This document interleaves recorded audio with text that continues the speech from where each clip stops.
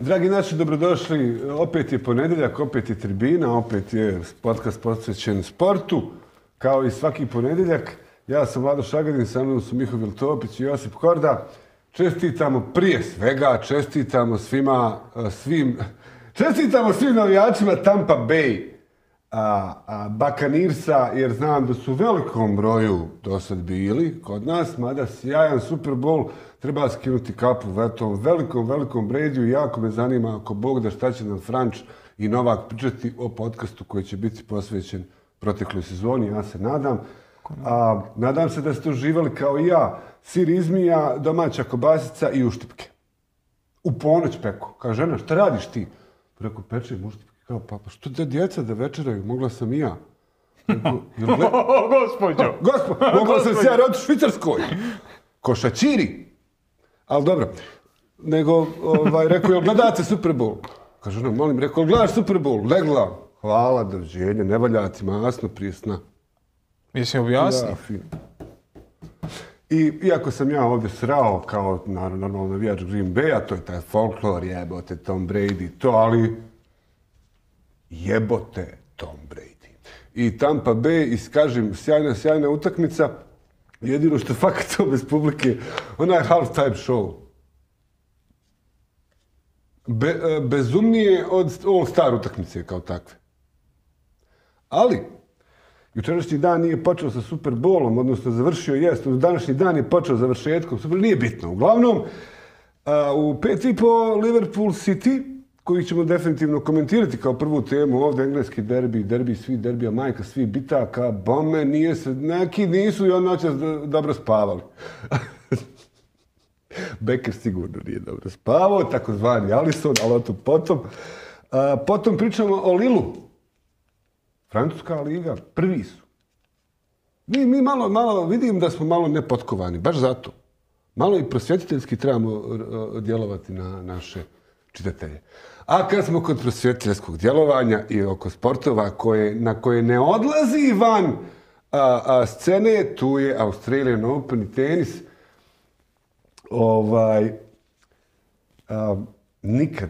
Nikad neću zaboraviti kad sam sišao na željezničku stanicu u Beogradu, prelazim ulicu, a preko puta mene ogroman jumbo plakat, crno-bijeli, dramatičan. Stao sam ispred njega, razrogačenih očiju, gledam. Na njemu Đoković, mrtav, hladan, gleda prema kameri, a dolje piše Davis Cup, Srbija, Australija. Jedna zemlja protiv celog kontinenta. Pa evo, uz šalu i pošalicu, idemo na naš prvi džingl, pa se vraćamo onda i pravimo se Englezi. Evo sad idu Englez, Francuz i Australac. To nema tih viceva. Pa bit će sad u ovome podcastu Tribina ponedjeljkom, neka vas.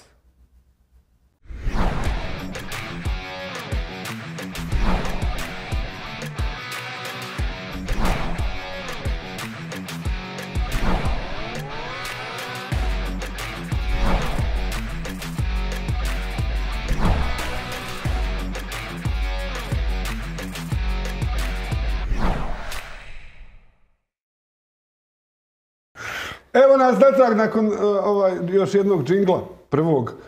Ispričavam se, dakle, Franceski je najavio da će u podcastu NFL-a biti Ivković i Bulić, hvala Bogu. Neće Novak biti, nije nikad ni bio, nego je bio Viduka. Nego ja imam problem s tim slovima.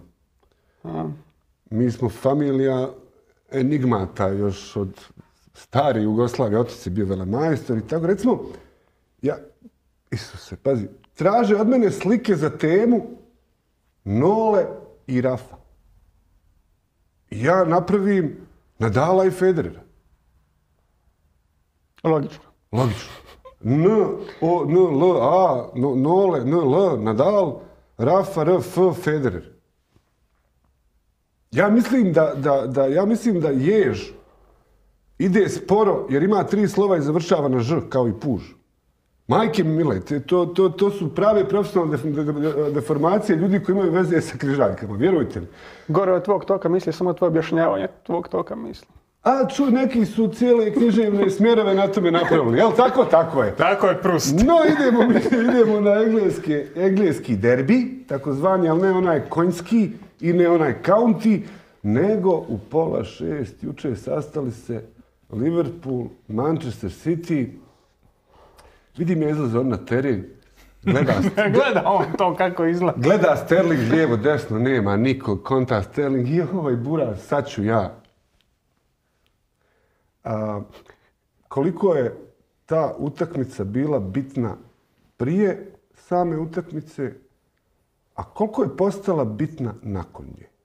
I da li je to bilo malo različito? Jer City je bio u formi, išao je prema gore, Liverpool je očigledno malo zakrizirao. Ne trebaš biti previše pametan pa da kažeš, pa dobit će to. Ovo Pep će dobiti. Stavit ću pare na to. Ali nisi očekivao ovo što Pa mislim, kao prvo na Anfieldu se igralo, tako da dosad, mislim, zanimljivo je da je Anfield, koliko su imali, 68 utakmica za redom, da nisu izgubili na Anfieldu, u Premier Ligi su izgubili 3 za redom. To je onako dosta čudno što se tiče Liverpoola, ali u samoj najavi utakmice bila je ta priča kao ono, Liverpool ne smije izgubiti, jer to će biti 10 bodova plus utakmica manje za City, što je više manje nedostižno, baš u utakmici za prvaka. Tako da za Liverpool je ta utakmica bila možda čak i važnija nego što je bila bodovno za City, iako naravno i 3 boda i City, nećemo pričati da su i nebitno. Kome su nebitna 3 boda? To je to. Kako 3 boda nebitan? Da. Matematički zapravo ova utakmica nije mogla biti matematički i teoretski ne možete više biti prvaci. Oni naravno mogu, bodovno matematički se može još nešto dogoditi, ali mi znamo da to inače tako ne ide. E sad, da li išta mijenja priča o tome da se nalazimo u ludoj godini i ludim sezonama i da li se smije sad već reći kao prošlih godina, gle, ovo Pep sad ne pušta iz ruku. Ja imam samo još jednu stvar nadodat. Uvodi, zaključci, predigre i ostalo. Korda je velik fan teorije da su najgori derbi na svijetu engleski derbi. I dosta je blizu istine. Ali ovo što ti kažeš, koji je ulog bio prije početka, ulog je bio ogroman. I zato su ti derbi možda i toliko loši, jer puno se toga ima za izgubiti. To je sad nastavak na ovo tvoj uvod. Da je Klopp pobjedio, on je tu. Sad je 10 bodova udaljen i još imaš zaostalu utakmicu. Ali ajde, 10 bodova. Da je pobjedio, bio bi 4. Znači, to je ono što kažu ljudi 6 pointer. To je stvarno 6 bodova se igralo jučer. Jučer se ne igralo za 3 boda. Igralo se za 6. Dakle, ti predviđaš... I zato su te utakmice i toliko nekad loše. I stvarno ih prvo poluvreme bilo teško za gledat. Taktički je tu bilo elemenata, pričat ćemo o njemu, pričat ćemo o stvarima koje se događale. Prvo poluvreme se ništa nije dogodilo kad ti pogledaš, kad ti uzmeš sažetak. Ako nećeš u sažetak stavljati Cancelovo postavljanje ko treći vezni, onda ti nemaš šta staviti u taj sažetak. Imaš staviti Gundogana koji promaši penal. Ali, kako bih rekao, ja sam mislio da smo na to već navikli. Moraš moći znati gledat derbi i tako.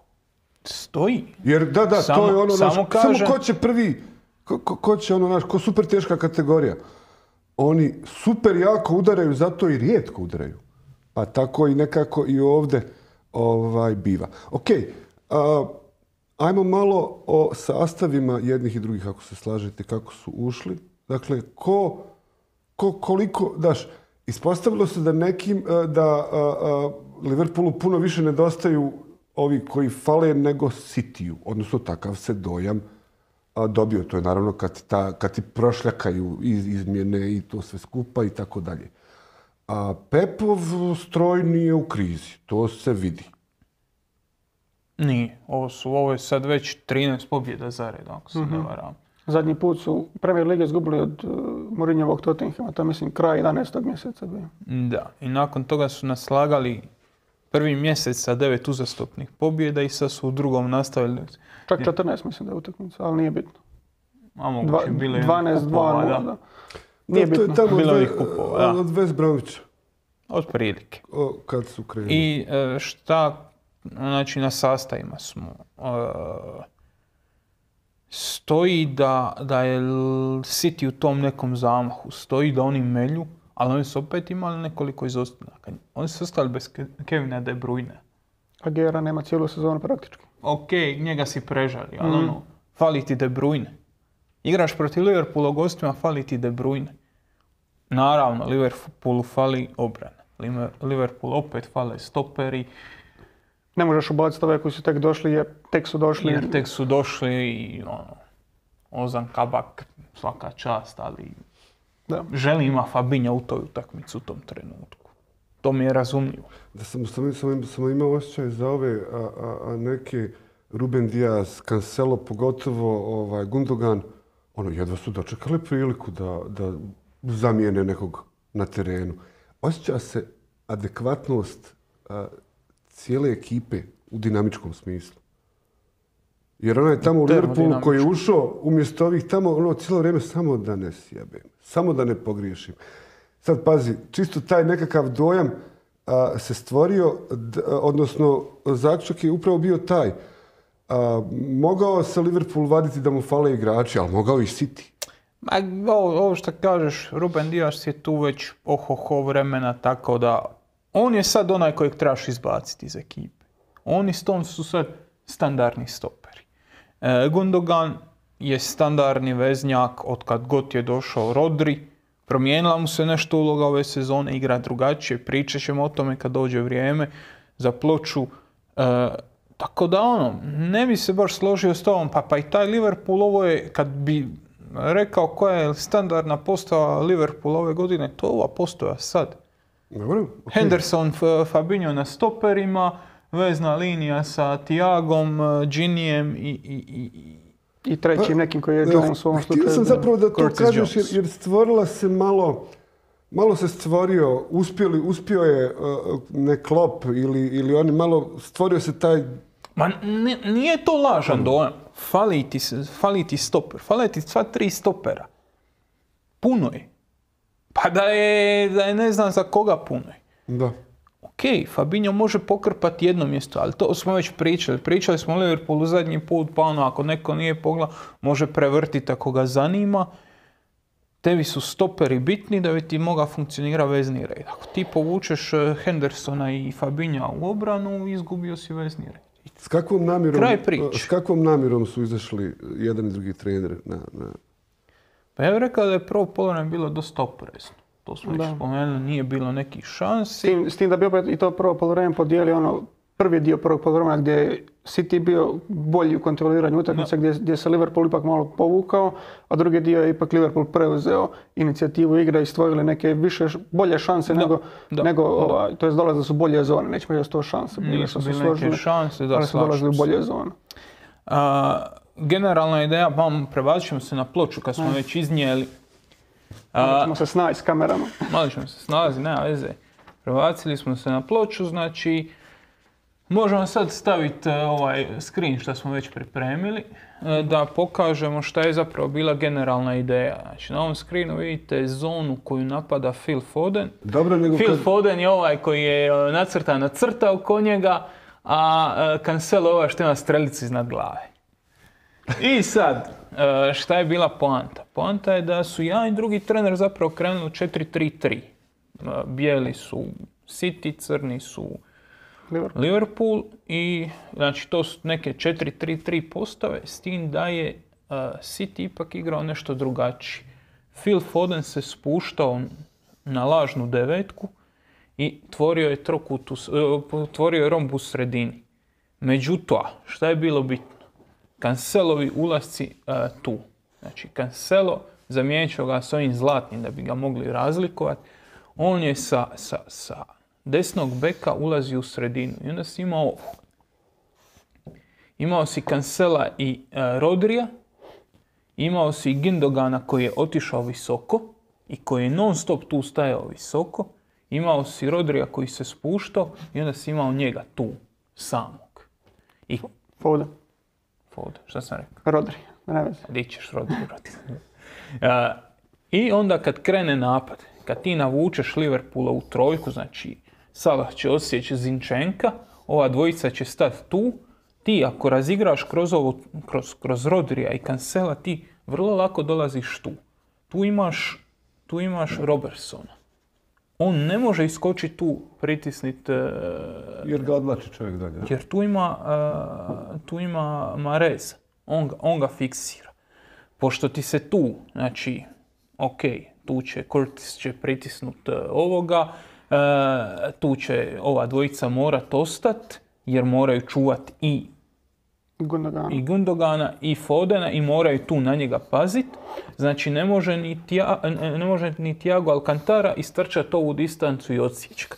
Oni ako navuku ovu trojicu, a navuče jer tako Liverpool igra, i ako spuste tu čovjeka viška, bez problema otvaraju tu. I tu je ona zona u kojoj City kontrolira prvo poluvreme. Ili kao što Korda reka, prvih nekakvih 25-30 minuta poluvreme. Tu su dolazili tu, a šta je bitno? Tu su ova dva stopera. Znači, Pep nije zamislio, vidi, a mi testirat kakav je Jordan Henderson stoper. Nije ima plan, sad ću staviti dva napadača, pa ću se zabiti njima u prsi, pa ću vidjeti da će on izgubiti duel. On zna da on taj duel neće izgubiti. On je testira kako oni mogu komunicirati. Znači, on je testirao hoće li njih dvojica izlaziti tu, pokrivati jedan drugoga ili će ostajati pasivni. I ostajali su pasivni. I tu je zapravo bio taj prvi dio, ta ključna stavka Cityjeve dominacije u prvom dijelu i kontrole utakmice. Jer je Pep ispravno procijenio da to nisu Van Dijk i Matip i da neće komunicirati dovoljno dobro, da su oni u svojoj glavi i dalje veznjaci. Oni će individualan duel dobiti. To nije sporno. Oni su se potvrdili kao ljudi koji mogu odraditi stopersku zadaću. Ali to je Korda zadnji put priče, kad neko igra zajedno duži period vremena, počne komunicirati. Stoperi su komunikacija ogromnim dijelom zapravo svoje uloge i to zapravo napada taj nedostatak. Jer bi Van Dijk rekao, ok, ja ću tu, ti budi tu. Imaju, i svi su sigurni u to što je on rekao. Pa gledaj bilo koju utakmicu Van Dijka kad je igrao, koliko on vokalan, koliko on priča, koliko on komunicira s njima i koliko je ta njegova crta vođe je istaknuta. Big dog. A ova dvojica su navikli igrati tu. Evo, ovo su njih dvojica. Odnosno ovaj i ovaj, ajde. To su njih dvojica. Imaju totalno drugačiju kemiju nego dva stopera. I, kažem, Guardiola je ispravno procijenio da neće tu oni napadati i tu je non stop imao višak u sredini i imao je tu ventil kroz koji je mogao igrati. Šta se dogodilo? Nisi opasan tu. Ova dvojica su čekala da dođe Foden gore. Kad bi Foden došao gore, oni bi ga sačekali, dobili bi te svoje duele i City tu imao je kazneni udarac, imao još jednu ili dvije prilike, a to je zapravo bilo to. Da, s tim da bih rekao da su te prilike došle, znači taj završni dio prvog poluvremena na početak drugog je bio, jer imao si jedan primjer Trent Alexander-Arnolda protiv Uniteda, gdje je on bio dosta povučen, tipa ako je Robertson išao više gore, njih trojica su više manje stvarali trojica i on je se puno kasnije priključivao.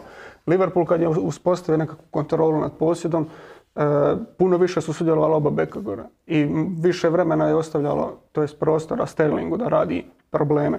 I čak i ako su oni se na vrijeme vraćali, opet ta obrana nije bila toliko konsolidirana kao što je bila kad su bili povučeni u tim inicijalnim fazama i onda je Sterling radio puno više problema nego što je to bilo na početku utakmice. Sad možemo dignuti ovaj drugi screen da pokažemo što se dogodilo u drugom poluvremenu. Kad je zapravo ušao Gabriel Jesus koji je pomogao Fodena na desno krilo. Umjesto Mahreza koji je... Da. Znači imamo sad situaciju da se opet Liverpool se brani onako kako se Liverpool brani.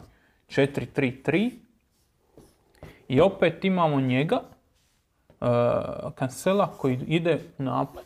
Znači on je u obrani desni bek. City se u obrani brani 4-3-3. Ali kad imaju loptu, on ide ko vezni. I onda imaš situaciju tu da opet imaš, znači oni se brane, lopta je opet otišla na lijevu stranu, preko lijeve strane si otvarao, tu imaš Gundogana koji se diže gore, koji ti fiksira tog, imaš tu veznu liniju, imaš njega. Imaš njega koji okupira ovog veznog. To je u tom trenutku kad smo stavili screenshot bio Milner. Imaš Milnera koji mora pokupiti njega. Jer to je posao veznog igrača, da pokupi njega. Jel zato on uveden bio? Pa nije on uveden, samo da se zadrži ritam. Nije on ništa sad posebno drugačiji po zadatku od Curtisa. Samo je, i on je svoj posao napravio. To što je on desni bek u obrani, to Milnera ne zanima. On u ovom trenutku situacijski vezni igrač i on ga pokupi. I onda ti se dogodi ova situacija. Tu je Jesus, oba stopera su fiksirana na njega, kao što bi stoperi trebali biti fiksirani na napadača. Tu imamo Fodena na daljnjoj strani i tu imamo Bernarda Silvu. On, Sadio Mane, u teoriji pazi na desnog beka. Desnog beka nema. Sad očekivao od Manea da će se povući tu svojih 30 metara i držat veznog. Ili da će držat krilo, da će markirat protivničko krilo. To ne može. Da, kada bi izigrali Fodena kroz akciju gore, kad bi ga distribuirali, izgledalo je kao da Liverpool ima igrača manje. Da, upravo to. Sad si objasnio o čemu se radi. Ali pazi šta je poanta svega. Pogledaj ovo tu. Makni sve ove. Pogledaj ovo tu. Evo neke i on. Da. Pep Guardiola je ostao igrat 2 stopera, 1 bek, 1 zadnji vezni protiv Salaha, Firmina, Manea. Jel to rizik koji je njemu naprosto prošao? Prošao je, jer tu si 2 puta mogao izgubiti loptu, oni će ti otići 2 puta u kontru, zabit će ti gol 2-1. Sigurnija obrana kod Liverpoola, jedna kontra, može biti cijelu utakmicu. Gle, sigurnija obrana ne možeš reći da Liverpool nije imao i solidne defanzivne reakcije. Jednostavno tu si imao si Robertsona koji u isto vrijeme morao pokrivati i Bernarda Silvu. Znači on ne može blokirati Fodena, jer ako blokira Fodena ovaj mu prolazi tu. S tim da treba naglasiti koliko je Bernardo Silva je možda i najopasniji igrač face prema golu kad dobije loptu u toj zoni. Da. Lik je vjerojatno najopasniji igrač u cijeloj Premier ligi. Da. Ima taj dribling u uskom prostoru, može to varka tijelo, može proći. Znači, on radi sve što mora raditi. Robertson radi ono što je njegov posao. Drži tu nekakvu kompaktnost, horizontalnu kompaktnost, drži sa stoperima, drži liniju, pokriva njega, a ne može pokriti obojicu. Ako se malo, ono što Englezi kažu, komitaju, ako se malo posveti više njemu, ovaj će mu raditi cirkus. Ako se posveti njemu, ovaj mu radi cirkus. Zato Fodena da mu svežeš oči i okreneš ga 100 puta oko njega i da ga ovako pustiš, on bi znao gdje je gol. On će naći gol. Upravo odmah, zračnom linijom frajer ide prema upravo to. Jako mi se svidio. I tu je ta situacija da su oni imali, tu su razigravali, opet naglašavam važnost Cancela. Ok, ima si tu 3 igrača. Napravio si opet overload, napravio si im tu, prenapučio si im tu sredinu. Imao si njega a jednostavno nisu ga mogli braniti. Mogli su ga braniti time da spuste Manea na 5. beka. Znači da ti Mane preuzme Fodena i onda da ovo blokiraš. Ali to nema smisla. Imam osjećaj da Thiago u tom zagušenju nije to njemu baš... Neće on napraviti neke velike greške, odradit će on svoj posao, ali imam osjećaj da mu nije prirodan gužve. Znaš šta bi još naglasio? Baš zbog uloge i Cancela i cijele njihove vezne linije. Jer za Liverpool se obično veže taj gegenpressing i sve to, ali koliko je City bolje radio taj kontrapressing nego Liverpool, pogotovo u prvom poluvremenu. Jer oni su u potpunosti zagušavali svakog igrača koji je dobivao loptu tu u nekakvoj situaciji gdje nije okrenut prema golu i na brzinu su oduzimali loptu i mislim da je Cancelo bio jedan od tih ključnih igrača koji je davao tu većinu proročenu prednost u sredini terena. Jer ovo što smo pričali, oni igraju s 4 nazad u obrani, igraju s njim u sredini. Zašto je taj pressing bitan? Sad je tu lopta kod, Gündogana. On tu nešto napravi. Ako njih trojica ne naprave jak pressing tu na loptu, ovaj se ne stigne vratiti na to. Da, Znači- protiv Manea to ne valja. Ma ni protiv, uzmi Oršića, uzmi bilo koje HNL krilo, ne možeš stići. Znači ne možeš stići, prevelika je distanca da ti napraviš šov. Šta Korda kaže, ključno ti je da tu, jesi izgubio tu loptu, tu napadaš, tu zatvaraš. I to je ono, mislim da je jako podcijenjeno koliko je Guardiola riskirao, koliki je rizik preuzeo s ovim tu. Govoriš dakle o ovom tu ostavljanju... Samo ovo. Samo Ostavljanje se koncentriraj prostora za na ovo. kontru. Ovo ti je situacija bila većinu drugog poluvremena. 3-4. I nije ova. Ovo je situacija bila. 3-4 i 40 metara prostora za napast.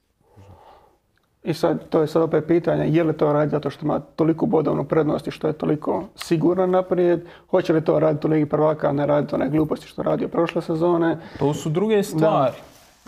To su druge stvari, ali mislim onaj Lyon, ja dok sam živ, ja to neću moći oprostiti. Ha, Bože moj. To je meni osobno najveća mrlja na Pepovoj karijeri. Jesi izgubio 5-0 od Barcelone, izgubi. Iskontrirali su, to je okej. Ali izgubiti onako kako je izgubio prošle sezone od Lyona, ono je stvarno... To mi je, upravo ideš prema idućem pitanju. Drago mi. City, Pep je ove godine odlučio osvojiti Ligu prvaka. Pa mislim da odlučio svake godine osvojiti. Ne. Ovo sad... Izvini što ti rušim. Ima neka, znaš ono, on je vjeran ideologiji, on je naš vođa revolucije koja uspostavi vlast nad nekom oblašću, zajeban tip. Znaš, to su ti totalitaristički režimi, kakav je vjerojatno kod njega. On ne želi primiti gol. On radi ekipu za turnira, za kupa, za Lige prvaka na ispadanje na 2 utakmice. Barem dobijam dojam uspoređujući City prošle godine i ove godine. Čini mi se, na nesreću suparnika Cityjevih, da je Pep postao pragmatičniji malo. Pa i ja se ne bi složio jer imaš onu situaciju iz...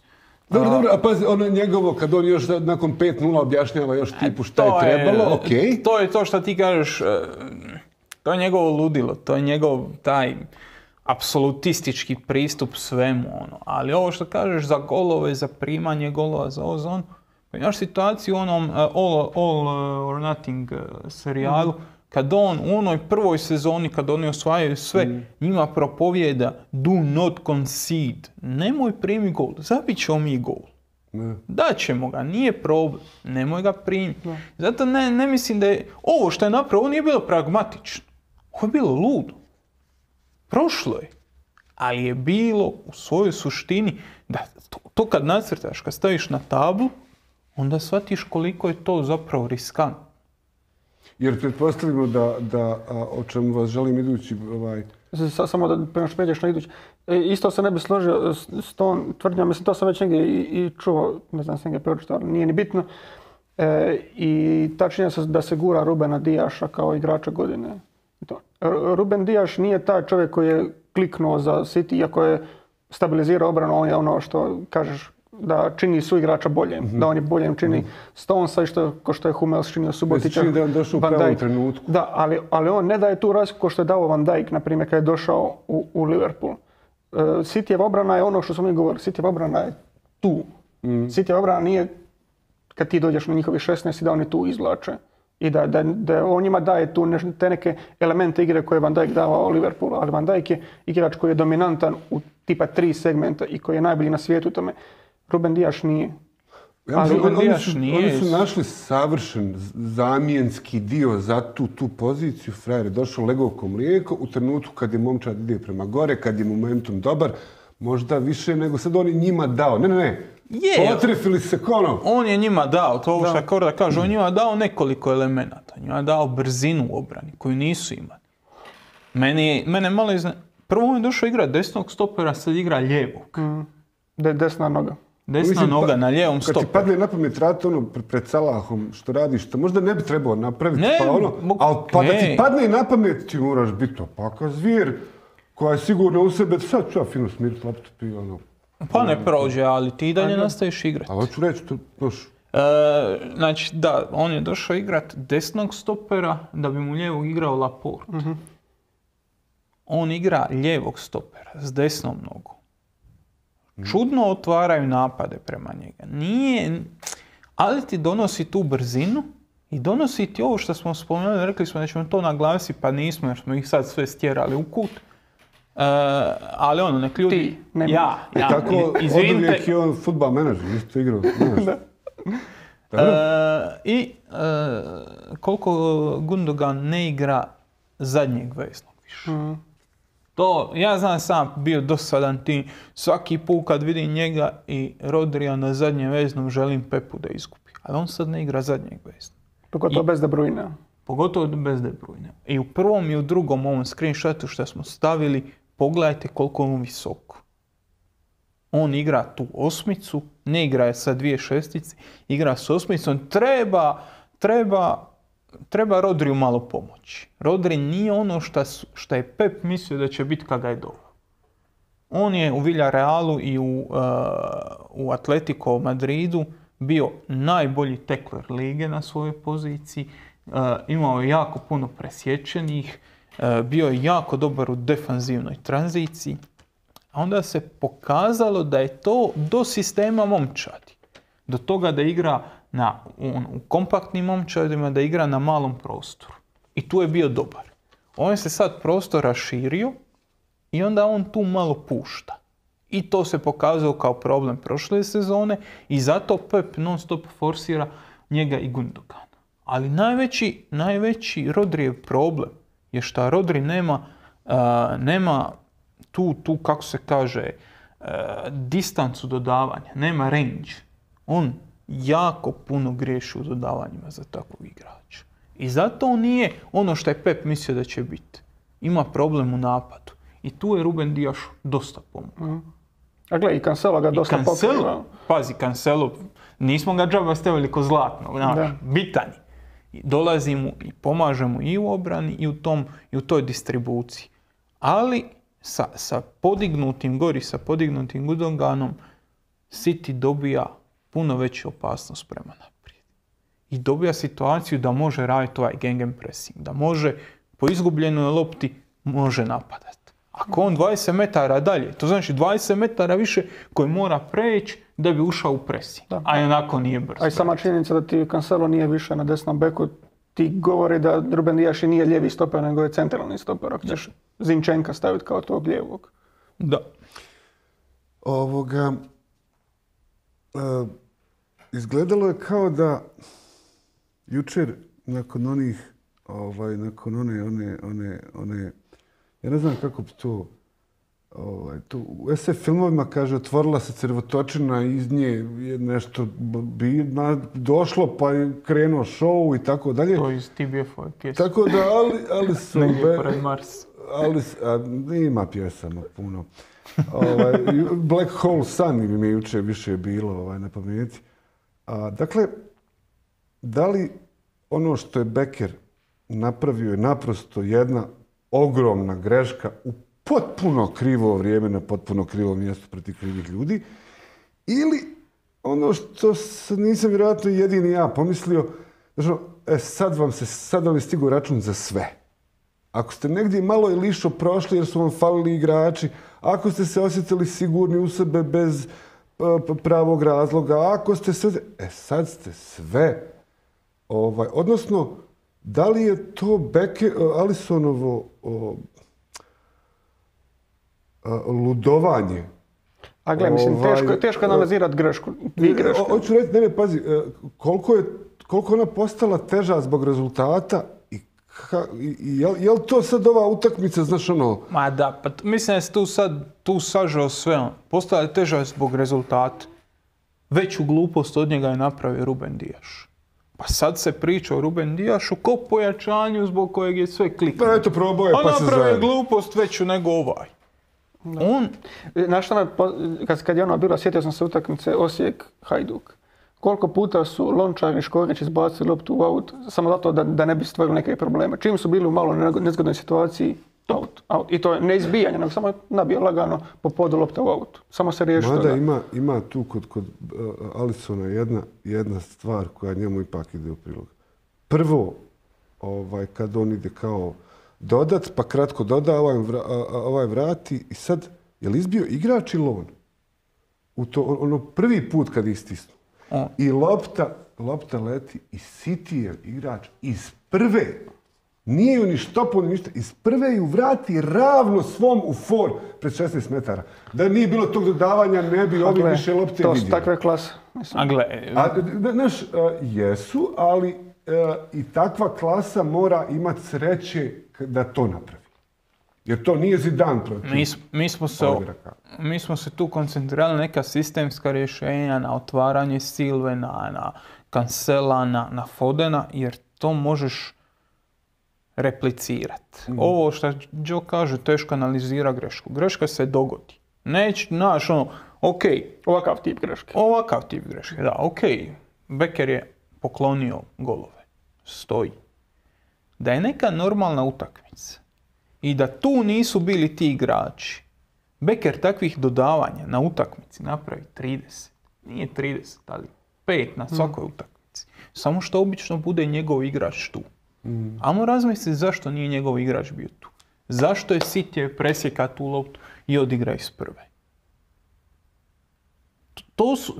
Tu stvar pliva malo više nego samo Alisson.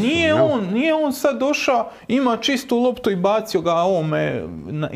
Nije, to su bile reakcije koje radiš. I sad postoji ta neka fama igrači koji ako ne riskiraš, ne možeš doći na tu razinu.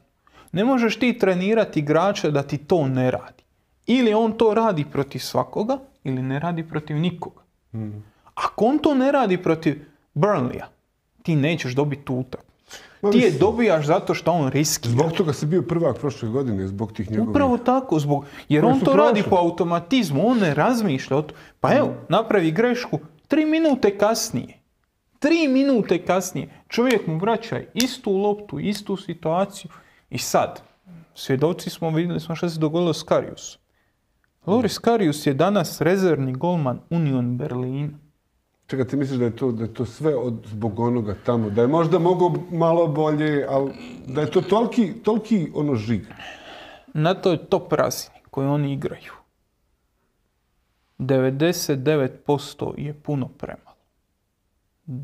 Kužiš, ako nisi na 100%, imaš... Ti kao sad kužiš šta on rekao, kao ti s brojevima si dobar, grafikoni. Da, ako si na 99% nisi dovoljno dobar, moraš biti na 100%. Aha, okej. Ono kad Klinsmanu mjere pa je 0,03 desetinke, spori gotovo. Dovoljno se naglašavalo koliko je mentalni dio pripreme bitan za golmane. A kad te obilježi nešto takvo u finalu Lige prvaka... A nemaš boljeg primjera od Kepe. Sad ljudi pljuju Kepu s razlogom, ne da ga pljuju, nego ga opisuju. A ajmo odvrtiti početak njegove karijere u Chelsea. On je dobro branio na početku. Komendi. Takva je priča bilo, kao evo, primio prvi gol nakon 6 utakmica, opet zaključao svoja vrata, ovo je golman za budućnost. Znači, on ima tu visoku cijenu koja je plaćena za njega i to je uteg na ramenima. Pa se svaka greška gleda malo drugačije. Mladi su to ljudi. Mendiju će nešto oprostiti, ovome neće.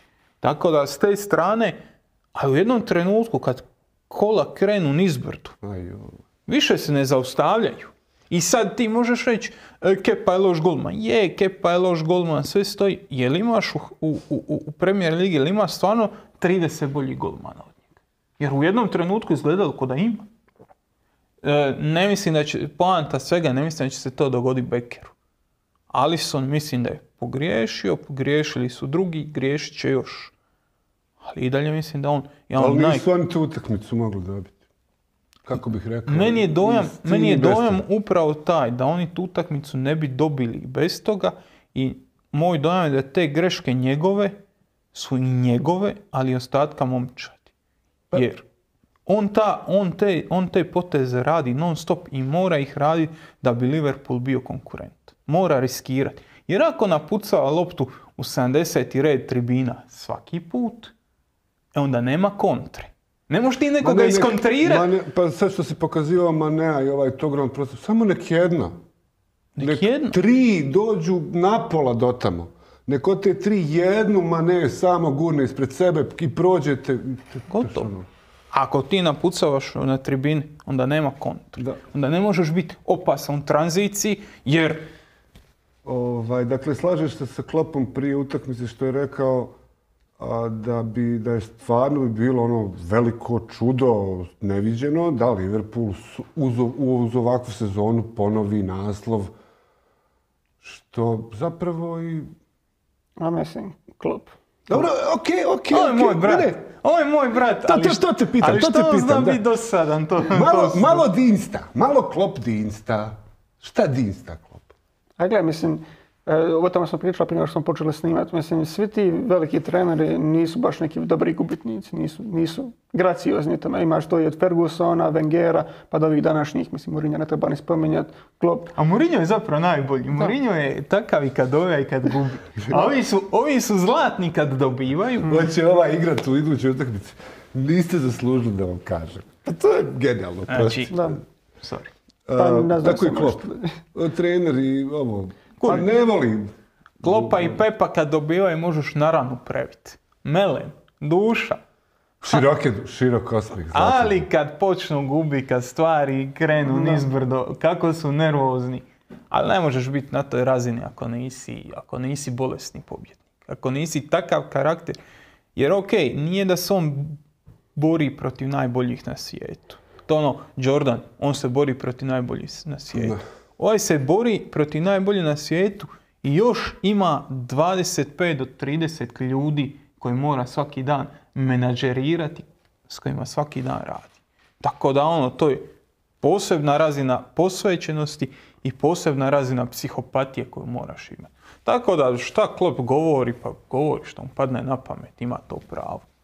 Pa, kažem, da. Mislim, njegova izjava da su ovi u prednosti jer su 2 tjedna odmarali.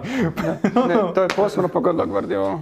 Znaš kako, ali Klopp je barem toliko nekako, znaš,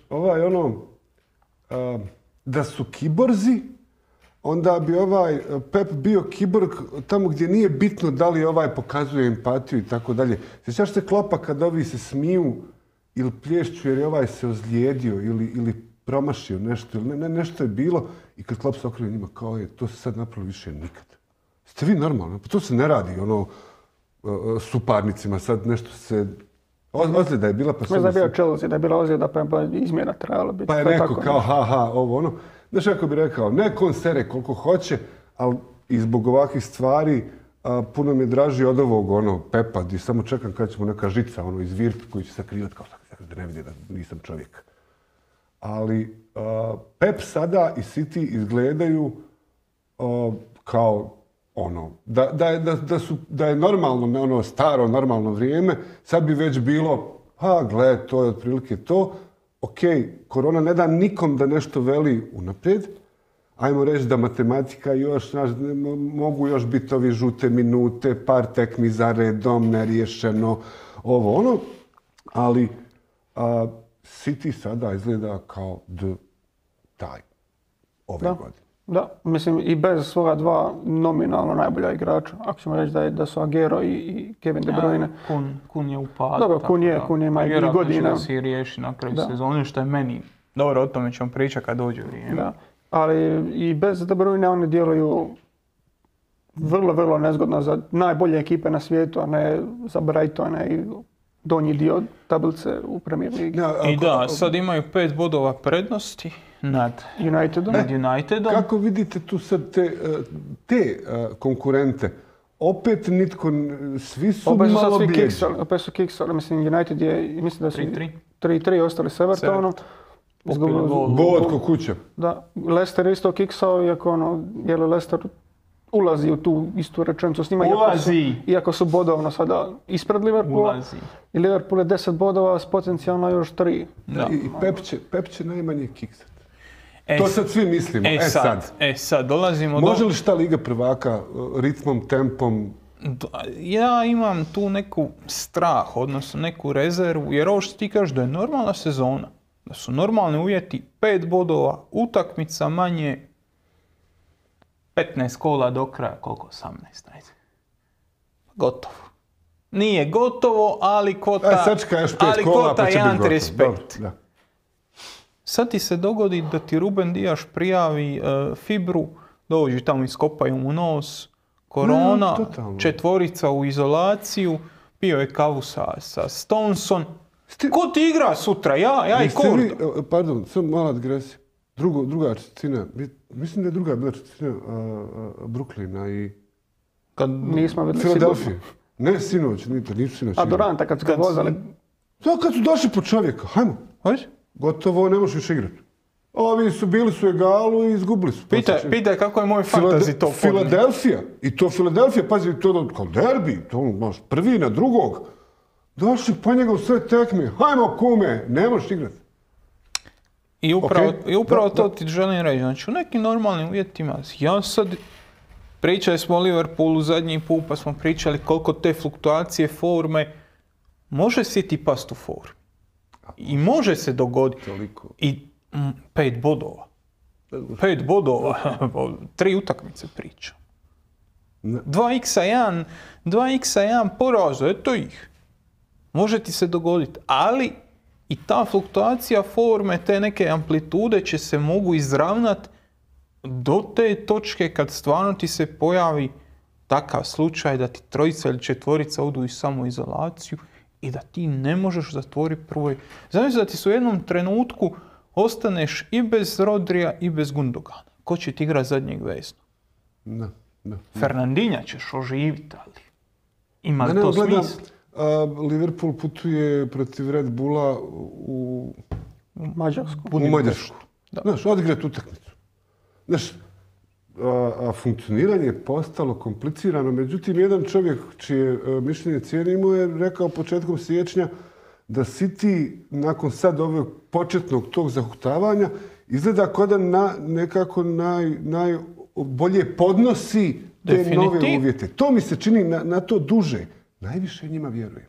Ne zbog Pepa, ne zbog toga, nego hendlanje. Oni su svoju krizu pregrmili. Oni su svoju krizu imali na početku i sad je upitno, mi te podatke nemamo, te podaci bi se vrlo lako mogli analizirati kad bi imali njihova kondicijska priprema, njihov taj nekakva periodizacija forme, kako su oni planirali sezonu. Možda su oni stvarno planirali sezonu da bude vrhunac sad. Znači, od 1.1. ćemo mi dok... A da bi tu bio top, moraš nešto žrtvovati. Ako su oni stvarno žrtvovali početak sezone, ne sumnjam da će neko snimiti film i napisati knjigu o tome, pa ćemo za 2 godine moći to testirati, tu tezu. Znači, lako je moguće da su oni žrtvovali početak sezone za ovo sad.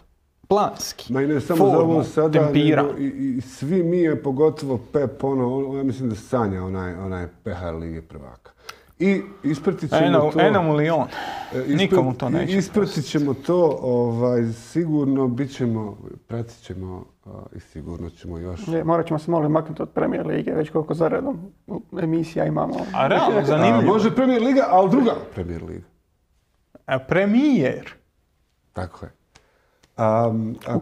Ako smo obradili crvene i ove svijetlo plave, predlažem da pređemo na drugu. Dobrodošli natrag, vraćamo se nakon džingla, i odlazimo u Francusku. Čini mi se, nakon dugo vremena u tribini da se ide stazama francuske revolucije. Je li tako? U tribini se svaki dan ide francuskom revolucijom. Bratstvo, jedinstvo i egalite, fratelite. Ja sam mislio seksualnom revolucijom, ali bojim se ništa od toga. No, s razlogom idemo u Francusku jer je prvi Lille. Za ove mlađe, Lille je ta neka mala Lidija Bačić koja objavljuje polunage slike. I to svi prate. Moje generacije više, naravno, drugi način. Lille su kiše. Jedna lijepa pjesma. Ali taj Lille zašto se isplati pričati o njemu. Naime, u toj nekoj podjeli snaga tu su naravno PSG, pa Lyon, pa Marseille, i kad im ne ide vijest su i tako dalje. Ima tih nekih klubova koji se načas zaigraju dobro. Međutim, Lille je uvijek bio kao onaj klub koji je uvijek tu negdje na rubu Europe. Jedno je sigurno da mladi igrači koji kod njih igraju ćete već s vremenom vidjeti u nekim drugim ligama, većim klubovima, šta god to značilo. Međutim, i pričamo, čini mi se, na 10-godišnjicu osvajanja titule njihove, koje njima kao da nisu u prvom planu. Da li ja ispravno percipiram? Lyon je ono ciklički klub. Lille. Znači oni dođu sad gdje je taj vrh, je li to prvo mjesto kao 2011. je li to drugo, treće, četvrto, prodaju te igrače što imaju, onda polako padnu, pa onda opet taj ciklus i tako svih x godina. Mislim, oni su, sad su prvi, bili su četvrti lani, drugi sezonu prije toga, a sezonu prije toga su jedva ostali u ligi. Znači bili su 17. Bili su tamo iznad zone ispadanja, tako da onda slijede taj veliki skok. Jer kad trguješ s igračima na način na koji trguju oni, gdje razvijaš mlade igrače, dovodiš ih iz drugih klubova ili razvijaš svoje i onda ih prodaješ za velik novac, jasno je da ćeš imati takve nekakve amplitude. Ti sad kad pogledaš tu njihovu ekipu 2011. to se smrzneš kakvi su to igrači. Eden Hazard, dobro, ali Idrissa Gueye. Da, Žervinjo. Adil Rami. Mavuba je tad bio u reprezentaciji Francuske, čini mi se. Debussy je bio. Debussy, čovječe, da. Znači, to su igrači koji su kasnije igrali neki malo više, neki malo manje, ali svi na jednoj još višoj razini. Liga prvaka, reprezentacije, imena koja čuješ, znaš, i koja su ostala. A oni su tada bili sve šmrkavci, pazi. Idrissa Gueye i Hazard, koliko je, po 20 godina. Pa to znači prije 10 godina su tada igrali, a sad još svi igraju. A sad su mladi. Još nisu stari. To je neki Red Bull prije Red Bulla. Ja, mislim, usporedio bi možda više s Borussiom Dortmund u tom stilu razvijanja igrača. Možda ono što Monaco je pokušao povremeno, jer opet sad Monaco je luta iz svoje politike u politiku, ali mislim, današnja ekipa Lila se nekako možeš vidjeti u njima po profilu godina kako oni funkcioniraju. Iako je malo neobično vidjeti da nemaju nikoga baš u tim nekakvim srednjim godinama od 26. do 29. nego su ili ljudi preko 30 godina ili su mlađi od 24, 25 godina. Tako da fali im ta nekakva jezgra ekipe u tom smislu koji će biti igrači na vrhuncu, ali kad tako trguješ, kad je takva poslovna politika da prodaješ Hazarda kad dođe na vrhunac, da prodaješ Žervinja kad dođe na vrhunac, onda ti je jasno da nećeš imati toliko puno tih tada igrači imaju najvišu cijenu, a onda uzmeš ove jeftine stare ili jeftine mlade. Oni su klub koji je imao situaciju kakvu sada ima Borussia nakon što je sad netko od ovih najjačih najavio da dolazi po Haalanda. Dakle, od njih se odlazi u nekom super transferu u neki veliki klub.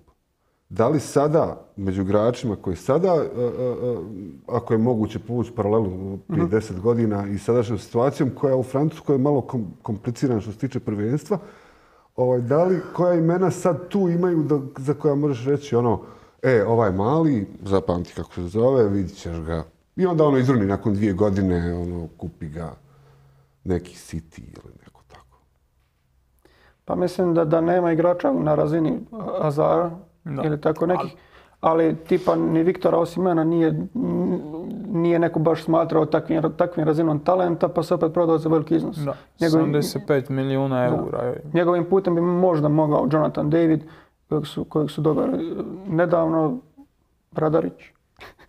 Ko zna, možda Bradarić, Renato Sanchez je u njih sad došao, tako da pokušava živjeti svoju karijeru, tako da ima tih mladih igrača, iako... Jer to je zapravo taj... Kad mi pričamo o Lillu i ovo što je Joe rekao, oni su nekakva verzija Borussia Dortmund. Borussia Dortmund ima pravo na ono što se zove premium talent i što zapravo je premium talent. Najboljeg od najboljih. Sancho, Haaland, prije toga njemački ovi talenti. Svi će doći tu. Oni neće doći onaj premium sloj talenta. Neće doći najbolji. Neće doći Holand. Ali će doći, znaš, David. Doće Kone. Da. Zato ti je teško reći ima li neko, puno njih može uspjeti. Evo, Napoli je došao 75 milijuna eura iskrca za Viktora Osmana. Je li to malo? Kome je to malo, moj Vlado? Da, ne znam, to malo stalno završavamo na tim nekim transferima, a ti kad pogledaš ispod tog premium klase igrača, sad dobro, ja se možda malo previše odvlačim na američke sportove, ali tebi naš život znači taj sloj igrača i ljudi. On je većinom pun. Zapravo takvi klubovi su puno bitniji i uvijek se pitam da li je njima, takvim klubovima, sve teže funkcionirati. Dakle, ne Borussiji koja ide na premium talente, nego upravo ovima koji hvataju onaj donji sloj. Pa sigurno da je, jer... Donji sloj, ružno sam to rekao. Sorry. Srednji sloj. Znači, nećeš voziti Audija, ali možeš Škodu. Eto. U čemu je problem? Nedostaje te disperzije tog talenta. Prije 10 ili 20 godina klubovi su imali dosta manji taj zahvat tog talenta. Danas Chelsea, danas i prije 10 godina recimo, Chelsea ti uzme u generaciji tipa De Bruyne i Salah i to. Su imali Chelsea imao i De Bruyna i Salaha i Hazara u jednom trenutku. I Delaš. Ali upravo to je. Znaš kako koča lovi? Ne znam. Baci koče, onda... Ja idem u zamrzivač u marketi. Ide po podu. Lovi sve što... Struže. Lovi sve šta nađe. Sve šta se... Pa tako u restoranima nekad i okus je takav. Šalim se kad su već kod... Poanta je nečega da malo toga ostane kad ti prođe Chelsea, kad ti prođe Red Bull, smo ga spominjali, kad prođe Borussia baci štap pa izabere ono fino, pravo i onda iza toga jako malo ostane. Jer Lille ne može vezati nekoga koji ima 16-17 godina, ne može ga vezati na način na koji Chelsea može. Čini mi se da takvi klubovi trebaju biti sve kreativniji u nekom smjeru gdje to postaje nemoguće. Znači, ne možeš biti toliko dovitljiv da svaki put izvučeš onog igrača, i tako dalje, što ti govoriš za te amplitude. Bojim se da bi mogle one biti i s većim odmakom. Pa mislim, kasnije ćemo se dotaknuti njihovih problema ako budemo zaključivali temu, ali sama ta činjenica da oni padaju pa rastu, ti govori da oni nemaju konstantan priljev talenta, jer Borussia ima tu silinu da ona dovede nekoga i da taj čeka u pozadini dok jedan Ilkay Gundogan odeća, dok jedan Nuri Sahin ode. Da, sad imaš već Gio Reyna čeka da ode Sancho. Da. Pa, znači, imaš spremne. Zna se i za Reynu ko umjesto njega ide. Jer to je i kad možemo sad vratiti na Dinamo, na Hajduk i tako, nije sad opet slušam isto što sam slušao kad prije 3-4 godine Hajduk nema generaciju koju može prodati. Ima, samo što su oni premali da bi ih znali. Isto kao što Dinamo ima 3-4 mlade igrača, Janković je već, ajmo reći, dovoljno star, ali imaš Duvnjak, imaš tu ekipu koja ima 16-17 godina. Oni potencijalno mogu nešto, ali moraš ti prvo prodati ovaj koji je ispred njega da bi ti on uskočio. Što Đo kaže, to Borussia ima. Imaš Holanda, pa imaš Mukukua. Onda iza toga će vjerojatno doći još neko. A ovo imaš jednoga, a nisi dovoljno jak da iza njega čekaju dvojica. Znači da imaš nekoga koji je sad 2000. godište, njega forsiraš, prodaš ga i da čeka neko koji je 2003. Ne, u jednom trenutku ćeš ovoga prodat pa ćeš se onda snalaziti. I to je ono što Lille dijeli od tog nekog konstantnog konstantnost i da je non stop treći, četvrti, peti, treći, četvrti, peti, nego treći, četvrti, drugi, 17. Da, predzadnji pa drugi. Mislim, malo je ove godine u francuskoj ligi ima svakakvih rezultata, preokreta, Niko Kovač u Monaku radi dobar posao, PSG tamo nije toliko uvjerljiv. Dakle, da u jednom trenutku Lille, za kojeg mislim da nijedan od nas trojice ne misli da će osvojiti francusko prvenstvo, iako može svašta biti ove godine, ali definitivno nisu ekipa za koju ćeš reći ok, ostaće gore do kraja. Međutim, prije svega toga u francuskoj prvenstvo je bilo zapravo najviše pogođeno koronom oko tih procedura i svega od svih liga petice, ako se ne varam. Pa ja sam njihova je prošla sezona prekinuta, ali to je ujedno i značilo da imaju najviše priprema za ovu sezonu, tako da malo i čudi to posrtanje PSG-a koje je bilo ove sezone, jer oni se jesu pripremali za ligu prvaka, tako da malo su tu u negativnom koraku s obzirom na ostale koji su se striktno pripremali za svoju sezonu u francuskom prvenstvu, ali s druge strane Lyon koji je imao isto te probleme se isto nalazi ispred PSG-a. Imaju svi isto utakmica. Lille je prvi sa 2 boda prednosti ispred Lyona, a Lyon je ispred PSG-a za 1 bod. Tako da to posjetanje PSG-a je malo iznenađujuće, moram priznati. Da, to je ono kolo 2 i već se sve... Upravo to.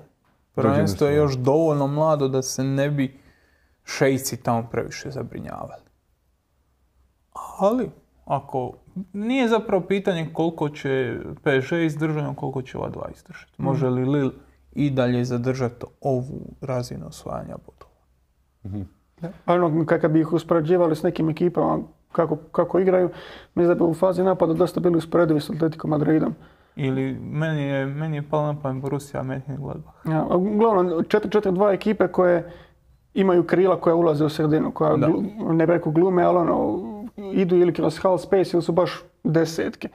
Ili dok je jedan desetka, druga ostane tamo. Tako da to mi je nekako ostalo vezano uz te top ekipe uz Atletico Madrid, jer oni igraju slično tako. I mislim da i najviše udaraca po utakmici imaju općenito ta krila. Krila koja dolaze iz drugog plana. Da, što i govori malo onako da ne preko prilike stvaraju to, ali dosta se oslanjaju na to da na udarce izvana napadači reagiraju. Tipa Burak Yilmaz ima fantastičan osjećaj, zato Yazidji nije takav stil napadača, ali on je dosta dobar u realizaciji takvih prilika, tako da imaju dosta efikasne napadače što se tiče samih tih nekih situacija. U francusko to prvenstvo nekako tek ova sada generacija reprezentativaca Duje Ćaleta Car, pa Tomo Bašić, pa Bradarić, nekako sad evo imamo sad i Francuze. Sad, je li taj Bradarić dio Lilovog uspjeha ili nam treba biti drago da je frajer tamo? Da li je on Pašalić ili je, usporedi mi ga s nekakvom situacijom i karijerom kakvu on tamo ima s nekim drugim za kog mogu bolje procijeniti? Pa on je relativno redovit. On je protimac. Lille ne igra tako da igra kroz bekove. Znači, njegova nekakva primarna zadaća je zapravo da brani krila i u napad šta stigne. Tako da tu nedostaje taj neki input da ti možeš reći oni igraju kroz njega. Ne igraju kroz njega. On igra bek. I onako klasičnog beka. Da. Nema baš veliku važnost. Ne filozofiraj, ali nemoj pogriješiti. Nema veliku važnost u izgradnji napada. Nije ovo što smo pričali malo prije za Cancela da on ulazi u sredinu. Ne igraš uz out liniju. Onog trenutka kad smo otišli dovoljno daleko, imaš pravo otrča gori i pogodi centar šut ako ga pogodiš. Ali onda brzo. Da. Teoretski njima je čak i Reinildo, koji je zamjenski bek. On je možda i korisniji u fazi obrane nego što je Bradarić, ono što je nekakva primarna zadaća. Ali Bradarić više igra, Bradarić je bolji u fazi napada. I baš što si ti rekao, ne bih rekao da je nešto presudano u njihovoj igri, ali jasan im je projekt Kužiš, da Marcelo tu ne bi bio presudan jer jednostavno ne igraju tako. Pa to sad kada si go objašnjavao Cancela, sjetio sam se i tvog objašnjavanja i Marcela i Dani Alveša, onda kad je Brazil svjetsko prvenstvo bilo, pa dakle, moderni nogomet je upravo na tim bokovima se stvara razgovor. Postavljaju se pitanja i odgovori, to je jedino još ostao prostor u koji ti možeš gurnut čovjeka od nekud da tamo puni ovo ono. Dakle, postalo je bitno čega smo mi u reprezentaciji redovito svjesni, barem na onoj lijevoj strani. A čini mi se da sad... Postajemo svjesni i na desnoj. Da li je Bradarić, da li to nama odgovara takav odnos prema njemu ili nama treba Vrsaljko? Vidi, imaš situaciju koja je karakteristična za francusku ligu. U francuskoj ligi se jako puno igra 1 na 1. I u obrani i u napadu. Znači, kad pričamo to o važnosti bekova, ajmo reći da su u Francuskoj bekovi najmanje važni, a to vidiš i kroz PSG. Na kraju kraja to vidiš i kroz PSG, jer igraš 1 na 1. U veznom redu, takva je tradicija igre, takav je stil igre. U veznom redu ima mjesto da ti radiš 1 na 1. Da dođe Verratti i važe tamo onog jadnika koji ga čuva, koji je 300 puta manje plaćen od njega, važe ga dok ga ne prođe. U Njemačkoj nema tog mjesta, u Italiji nema tog mjesta, u Engleskoj pogotovo nema tog mjesta. Znači tu se igra puno manje zonski, a samim time ti puno manje treba sistemskih rješenja. Dođe lopta do krila i krilo igra 1 na 1 s bekom. I zato to kad već spominješ reprezentaciju, mislim da to Bradarić neće biti velik minus. Jer on tamo igra protiv fizički moćnih krila na dnevnoj bazi, igra 1 na 1. I brani driblinge, znači cijelo vrijeme. Tako da ja mislim da je njegov, i to su vidjeli u reprezentaciju kad je dobio šansu, njegov rast u tom individualnoj obrani, u to 1 na 1 obrani, je strelovit u odnosu na ono gdje je bio prije 2 godine kad je kretao igrati u Hajduku. Tako da Tamo je i naš poznanik, spomenuti Renato Sanchez, uvijek se sjetim prijatelja iz jedne velike firme koji sjedi na utakmici s Portugalom, je dobio karte jer su sponzori i nervira se frajer, ovi viču zamijeni nekog Anti Čačiću i tako dalje. I kaže, a on sjedi tamo prvi red ispod svečane lože. I kaže, okrećem se ja, gledam svečanu ložu HNS-a i pitam ove moje, je li ima iko gore u svečanoj loži da ne treba potvrdu da može napustiti zemlju? I sad kaže, oni gledaju, malo surfaju, gledaju utakmicu, kaže, bome, svi su morali izvati potvrdu da imaju, da mogu, pošto su na sudu nekakvom i tako dalje. Loža ne gleda tekmu. Uopće. Protiv Portugala. Znaš zašto? Gledaj rezultate izbora. Zato što znam. U HDZ-u. Zato što se već pričao to. U tribini? Jesi. Ma kad je to bilo, čovječ, to je bilo prije korone. I uvijek sjetim tog Renata Sančeza kako ulazi, a Ante Čačić koji dovodi unuke tamo na Žuti brijeg gdje moji isto idu u školu. Dakle, je li ikad reprezentacija tog renomea dobila takvog izbornika na taj način? Ikad, ikoja. Pa vjerojatno je. Da se utješimo malo, a vjerojatno je. Vjerojatno je. Renato stav uđe, čovjek zabi gol, rekao je, evo ga, ovo, ono, vamo. Svi su rekli, evo. Kad ono? Vamo, tamo, šta bi? Odeš u Bayern i to se ne pokaže kao dobra ideja. Prvi put ikad, ja mislim.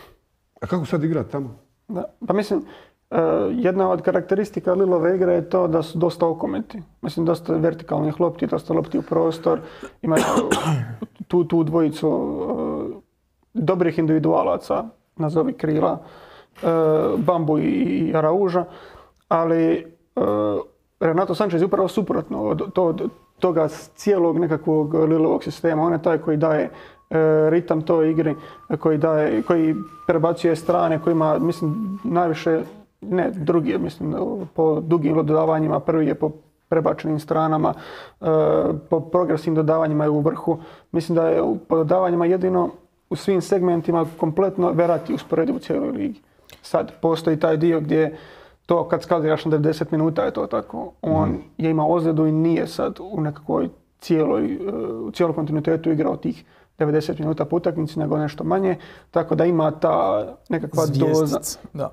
Ta doza, jer mislim vidio sam negdje, on nije odigrao preko 700 minuta, čini mi se, tako da to je neki uzorak koji je ok za ovu fazu igre. Ali vidio sam, na primjer, ne znam, možda neka Dinamova fan stranica ili tako nešto gdje su uzela Marka Tolića, na primjer, i njegovih 250 minuta, pa se to skalira na 90 minuta i onda ispadne da je lik najbolji playmaker u Dinamu i da je bolji od Majera u tom smislu. I tu je ono, koja je granica, ćeš ti to sad skalirati, jer 250 minuta je stvarno jako, jako malo. Čak i kad bi igrao cijele te utakmice, a ne pogotovo u njegovom slučaju. Kad ulazi s klupe, gdje on u 9 utakmica 7 ušao valjda s klupe, zadnjih 15 minuta gdje Dinamo nabija protivnika. Onda skaliraš. Da. Ne mislim nabija rezultatski, iako je bilo i toga, nego lovi rezultat i onda stalno napada, stalno dodaje te lopte.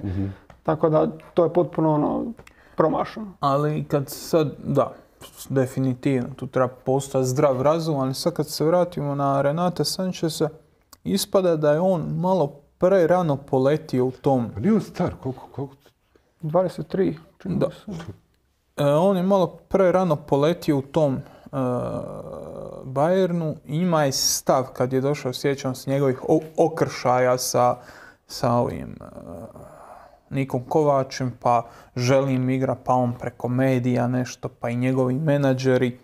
Drugačija je kultura iz koje on došao i kultura tog Bayerna.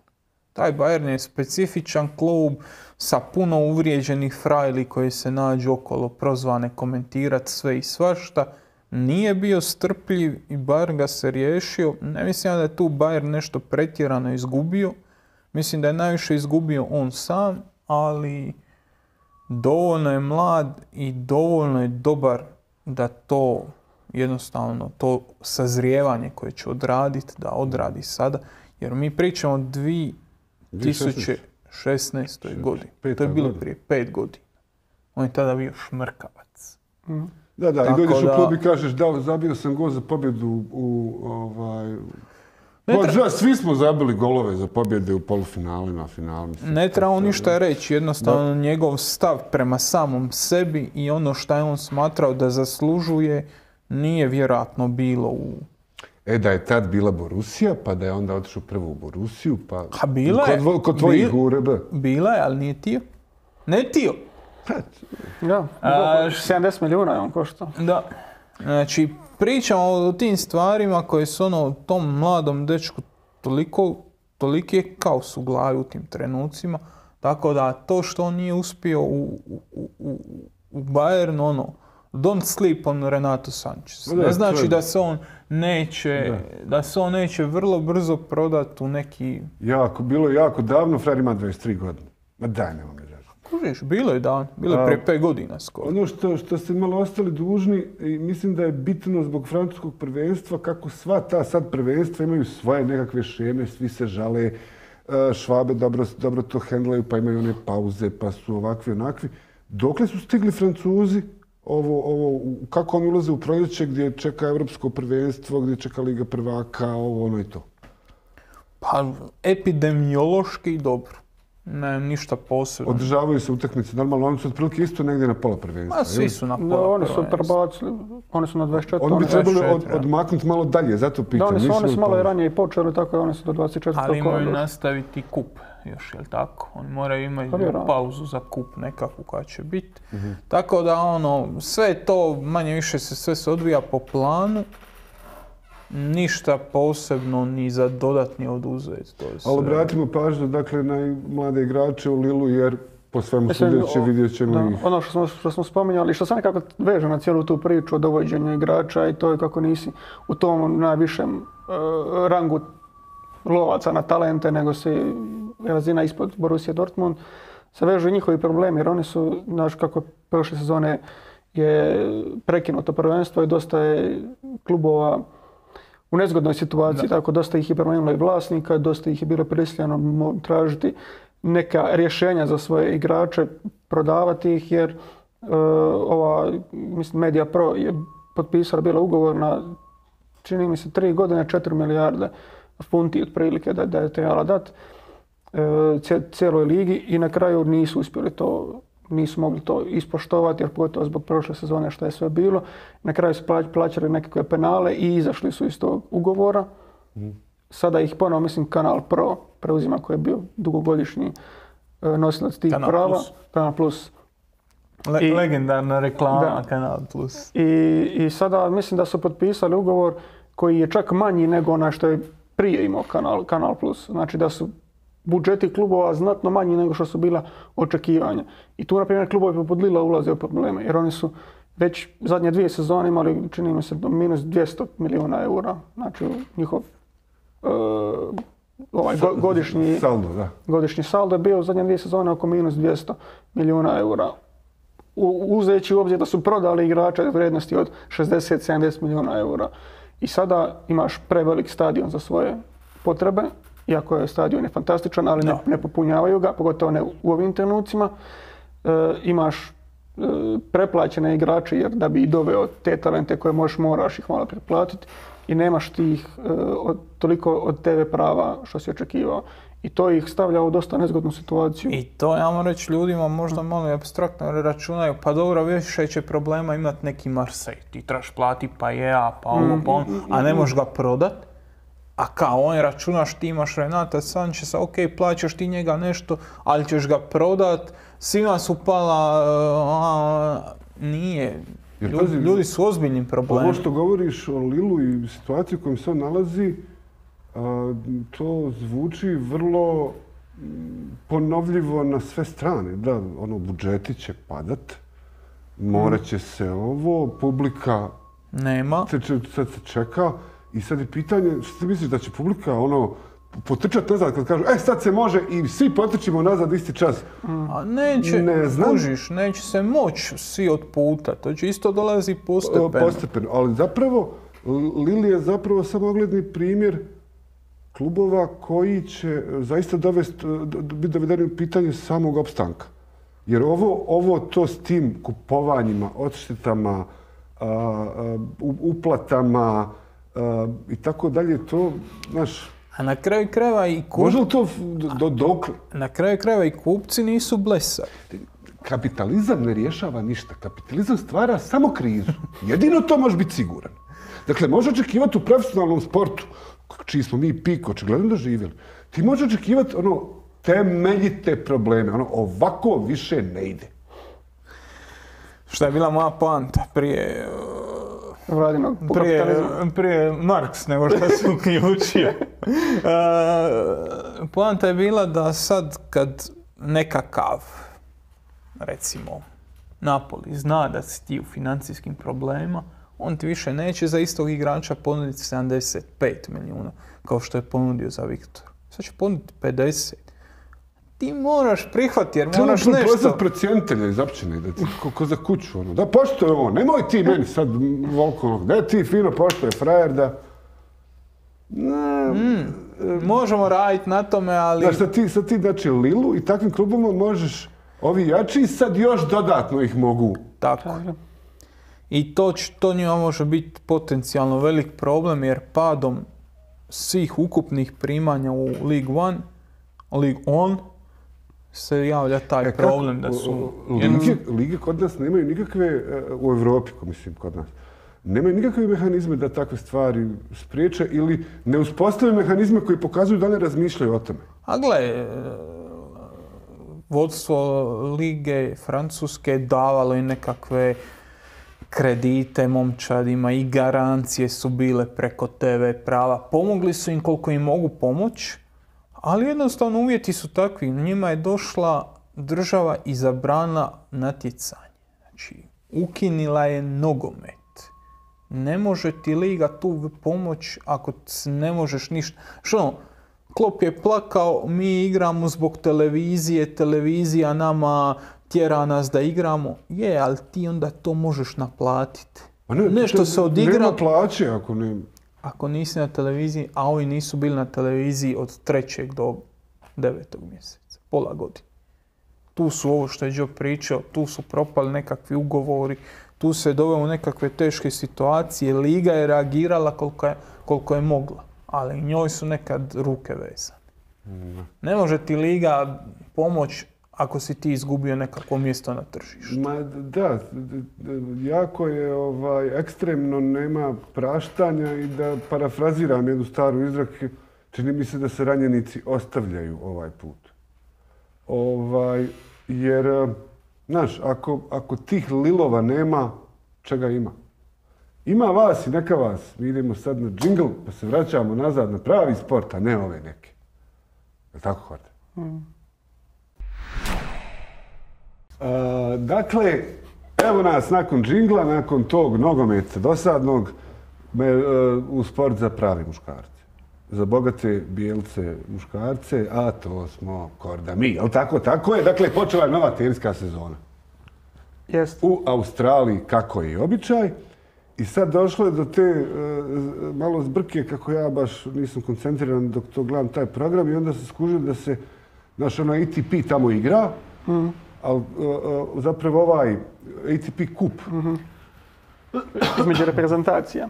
Da. A onda sam ja pobrkao to sa Davis Cup i kontam, pa šta sad svi igraju u toj Australiji, svi igraju kod kuće, ali to se igralo tamo i kako to biva, kaos je bio sa malo oko karantene. Jer zbog tamo jednog onog zaraženog što čuva ogradu, svi su trebali ne znam koliko, Pa mislim, cijela priča oko karantene je počela po dolasku. Jer one su po dolasku, pošto u Australiji nema baš aktivnih slučajeva, oni su to riješili na način da svi koji dođu u Australiju idu u 2-tjednu karantenu.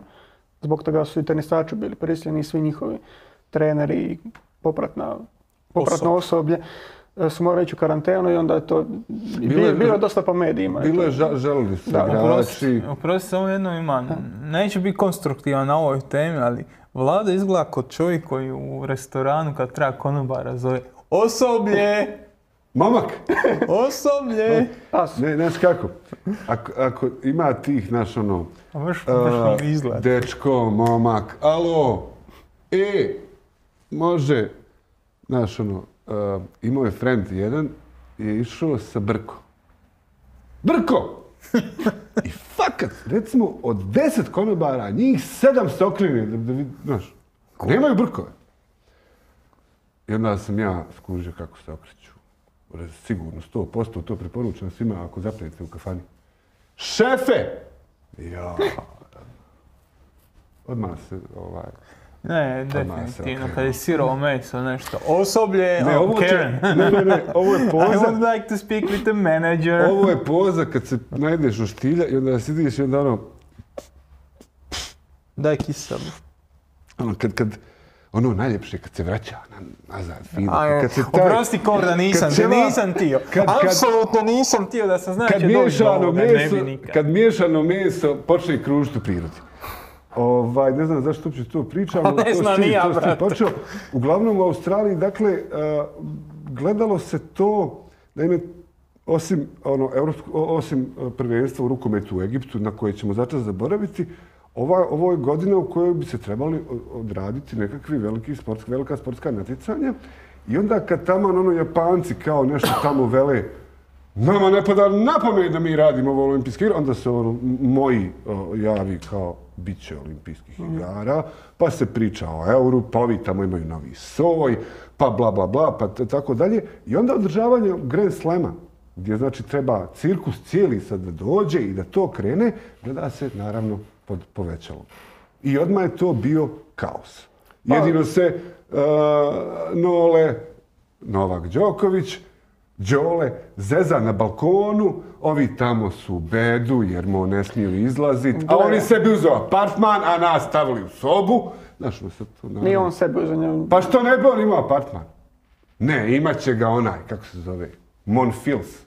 Ne može, dečko, ajmo fino u sobu lijepo, a gazda gore u apartman. Njima su dodijeljene te normalno da su i bolje da su ali da se mi vratimo na normalne teme. Na tenis. Mislim, bila su ta dva turnira na kojima se igralo za bodove i rankinga, imao si taj, mislim, i on je dao neke bodove, ali nebitno ATP Cup, kojem je to bilo drugo izdanje gdje su reprezentacije igrali, što je Rusija na kraju osvojila, gdje su Medvedev i Rubljov, Rubljov kaže na hrvatski. Rubljov, dobro.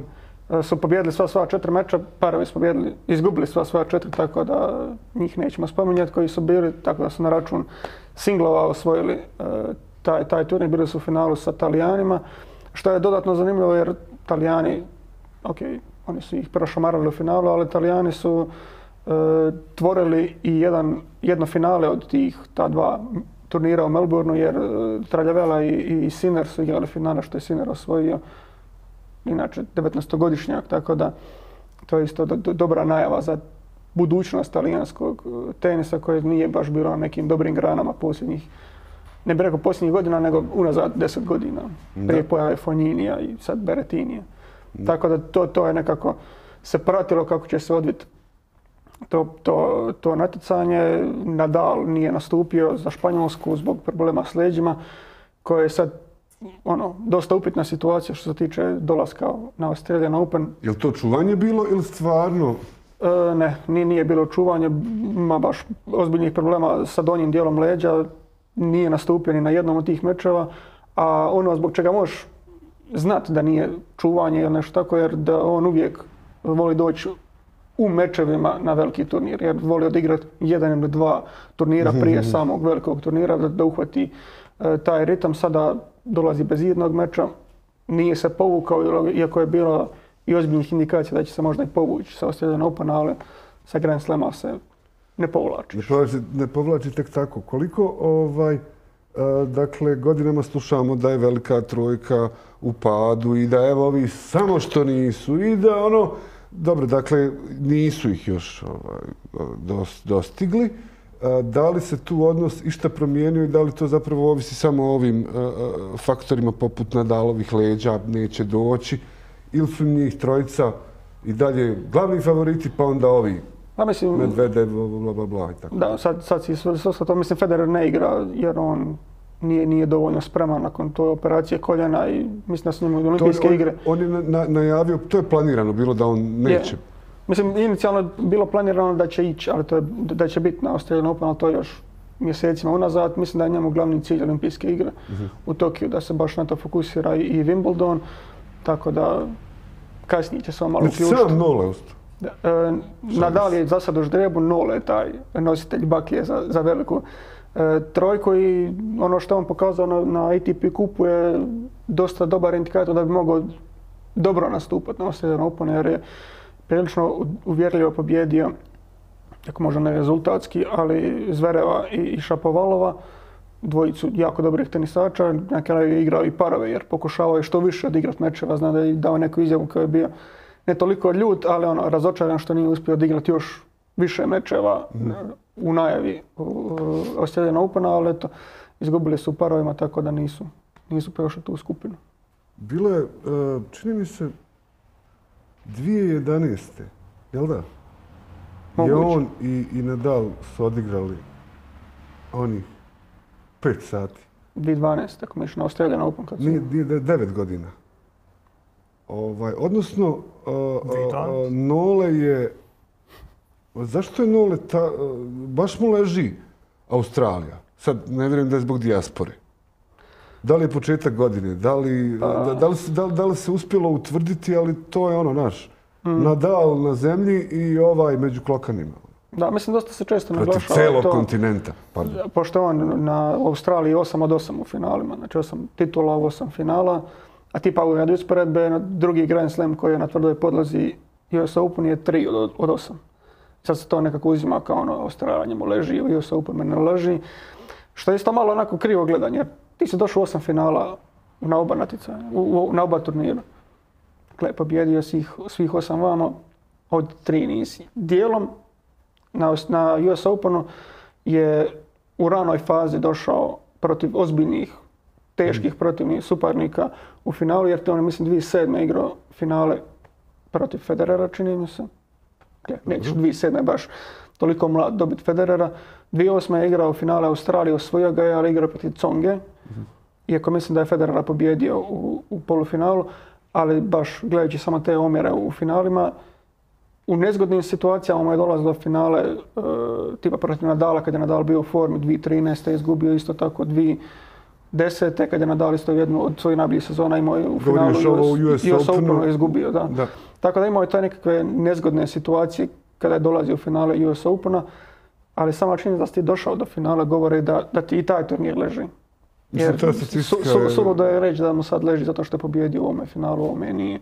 Mislim, dosta se govore da je Australija sporiji teren, pa mu bolje odgovara to, jer kao Nadal i Djokovic igraju jedan stil tenisa koji je dosta slični nego onome što igra Federer i da njima više odgovara sporiji teren gdje mogu brže stići do loptice, bolje se postaviti, imaju više vremena, ali ono što ne ide u prilog takvim analizama je činjenica da ITF rangira brzine terena od 1 do 5, gdje je 1 najsporiji, 5 je najbrži i Australija je rangirana kao 4, a US Open je rangirana kao 2.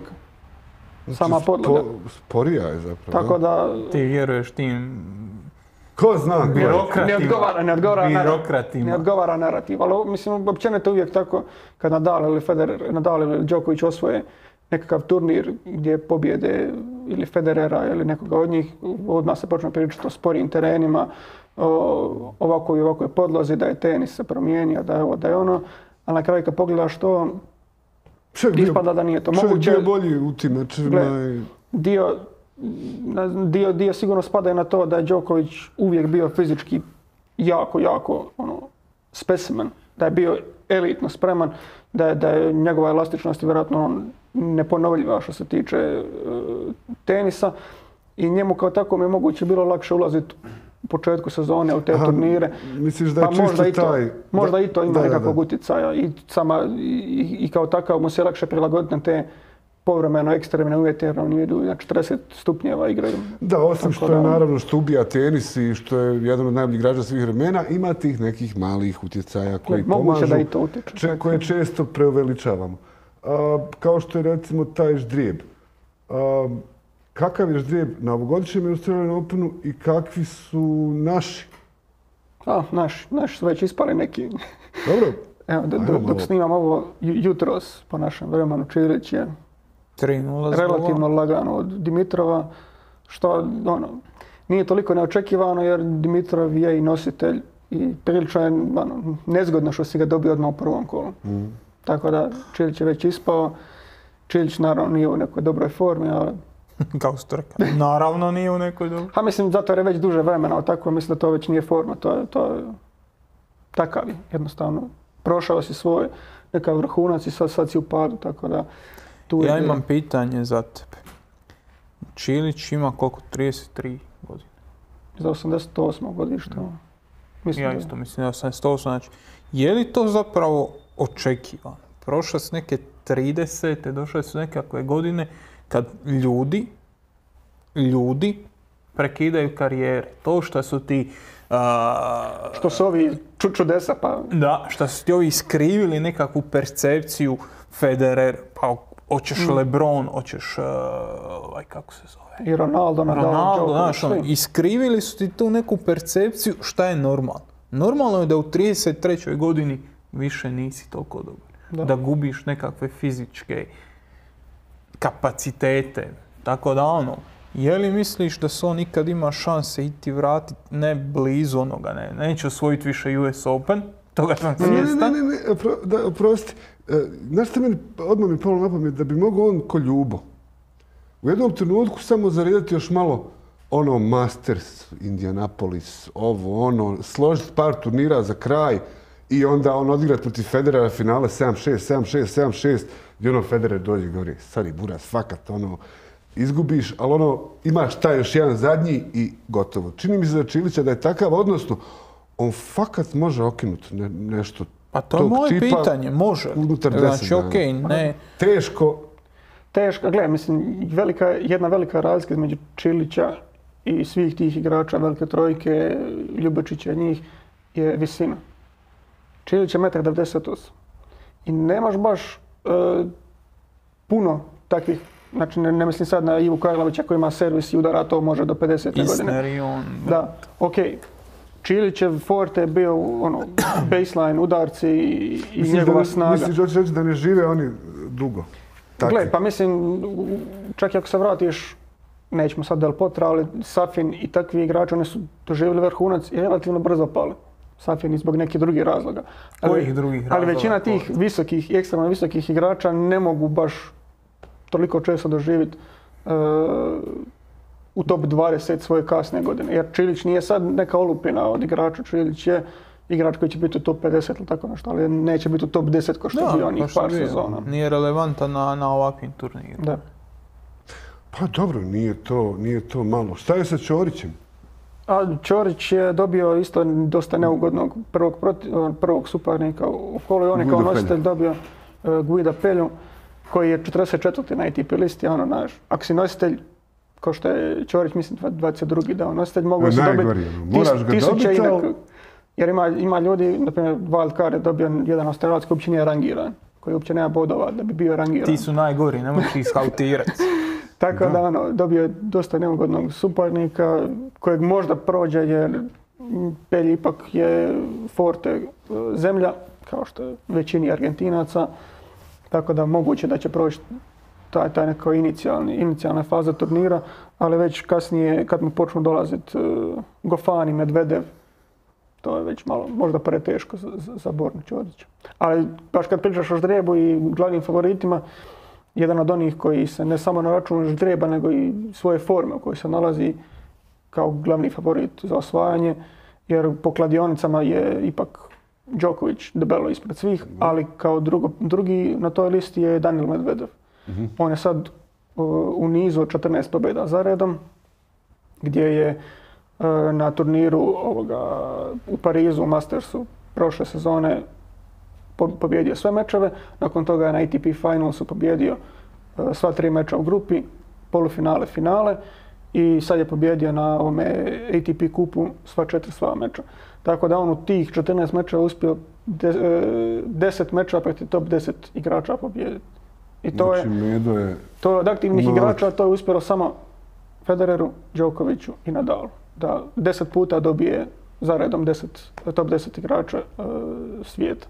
Tako da samo na račun te njegove forme možeš reći da je jedan od glavnih favorita jer stvarno igra fantastično i onda još dobije relativno ne lagan ždrijeb, ali u usporedbi sa Djokovicem, Nadalom i timom ipak je nešto slabiji jer na primjer njemu u četvrtfinalu dolazi Diego Schwartzman u nekakvom tom rasporedu koji... U četvrtfinalu? Da, jer tu govorimo o onih najboljih 8, jer ti imaš tu Zvereva, Rubljova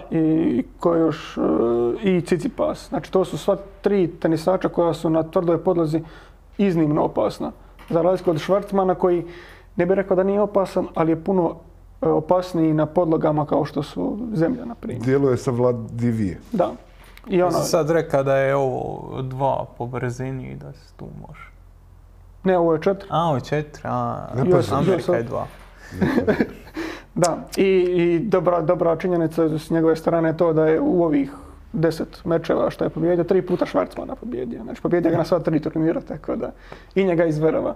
Tako da je to dosta dobra uvertira za njegov turnir i hoće napokon prebaciti jer on je dosad bio je u polufinalu jednom, bio je jednom u finalu Grand Slama. Tako da možda je ovo sezona kad će biti i osvajač.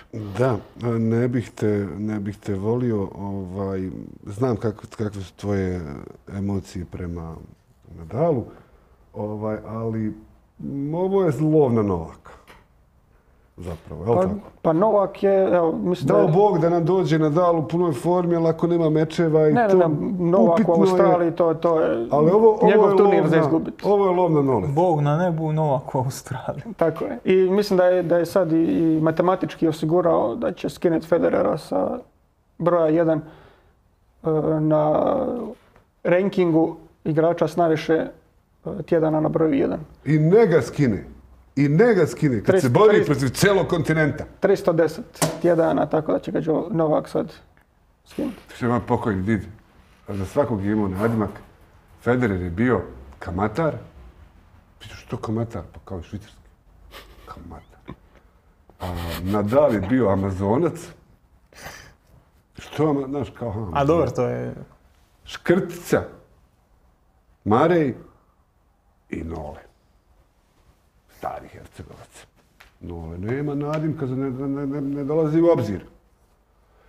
Kako zove Dakle, Čilić? lov na Noleta je otvoren, ceo kontinent će da ga ganja, a mi idemo na jedan omanji džinglo, pa se vraćamo na želje, čestitke i pozdrave i važne obavijesti građanstvu.